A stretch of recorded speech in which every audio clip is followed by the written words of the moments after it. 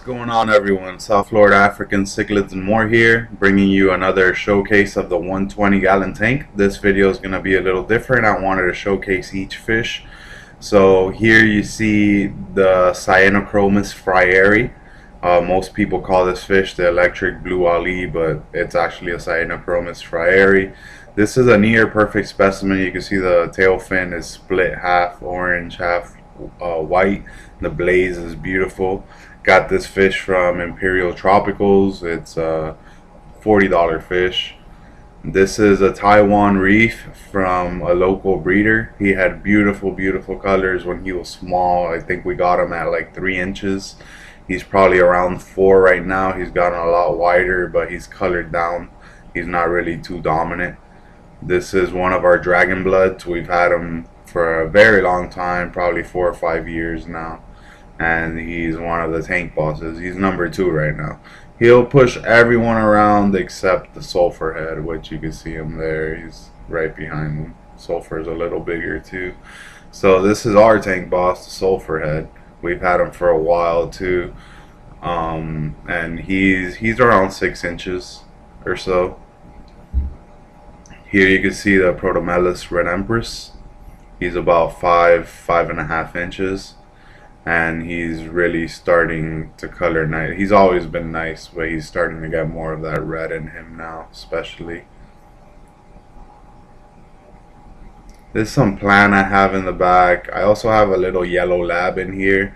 He was in a different tank, and I used that tank for breeding, so he came in here. This is our only Mbuna in here. And we have a jewel cichlid too.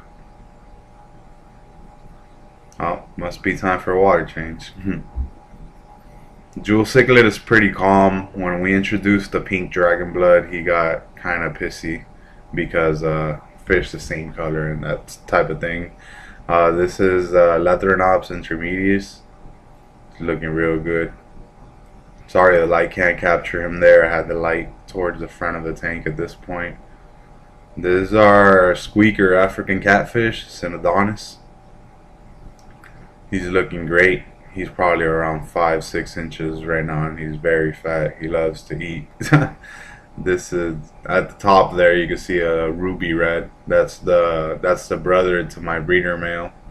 Dragon Blood wants to take the whole camera. This is a Eureka red we got from here in Miami. He doesn't seem very high quality, but he's not fully developed either. Here we have the Placidochromis Phenoculus Star Sapphire.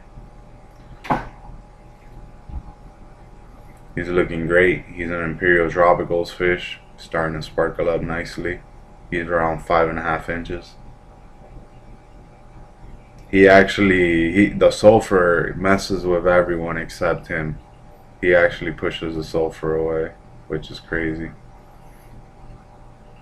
We have a lot of females in this tank, as you can see. I think right now we have like 6 females and close to 20 males or 15 males. But we're planning to get rid of some of the females. This is a dragon blood from a local breeder here. He's looking great. This little Obi is a Walmart fish that we rescued. It should be a male. We'll see. Here's a sulfur head again.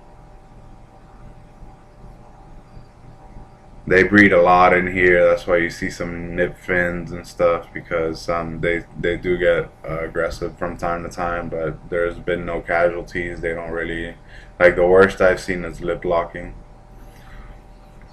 and that doesn't happen very often. The Star Sapphire.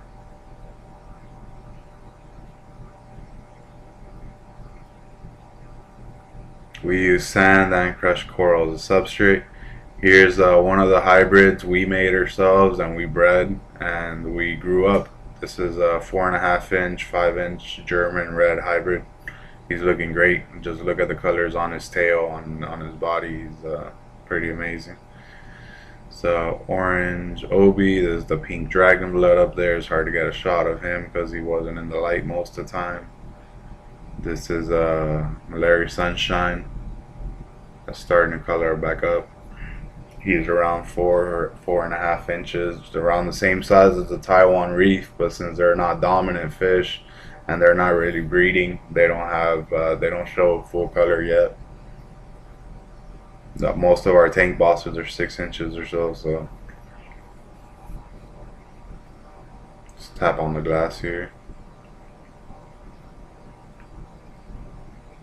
There's dragon blood. That guy's from Imperial Tropicals. We went there and we handpicked them ourselves. There's definitely more just like them in there, and there's different shades of them. They got some nice dark orange ones, they got some pink ones, they got some redder ones, they got some that have more white. So awesome place.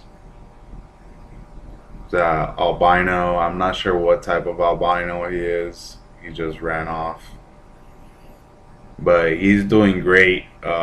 When we introduced him to the tank, probably about like a year back, a year and a half, we actually had to take him out because he got beat up. I don't know if most of you guys know this, but albino fish are usually more they get targeted easier, and they're a little more fragile than their regular counterparts. But once we put him back in, and like 3-4 months passed, he started coloring back up, and he's actually breeding in this tank now, or trying to. Because what ends up happening is they try to breed, and the bigger males will eat the females' eggs, like even after he fertilizes them. And since he's not big enough, he can't really push them all away. Now when the sulfur head or the orange dragon blood breed, since they're like 5.5-6 inches, they will control like a certain part of the tank, and they won't let anybody get close, or they're getting beat up, you know. And everybody kind of respects that. That's the cool thing about this tank, that it works right now. There's the Sunshine again. That I have female dragon blood in there, but she doesn't really like to breed with anyone. She used to like to breed with Cyanochromis Fryeri that we used to have, that passed away about like 2 or 3 years ago. So she's a pretty old fish too.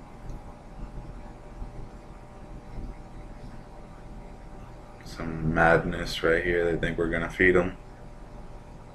Well, I hope you guys enjoyed the video. If you did, please leave a like. These are just some of the fish in my tank. Oh, you could see a small albino ruby red there in the middle too.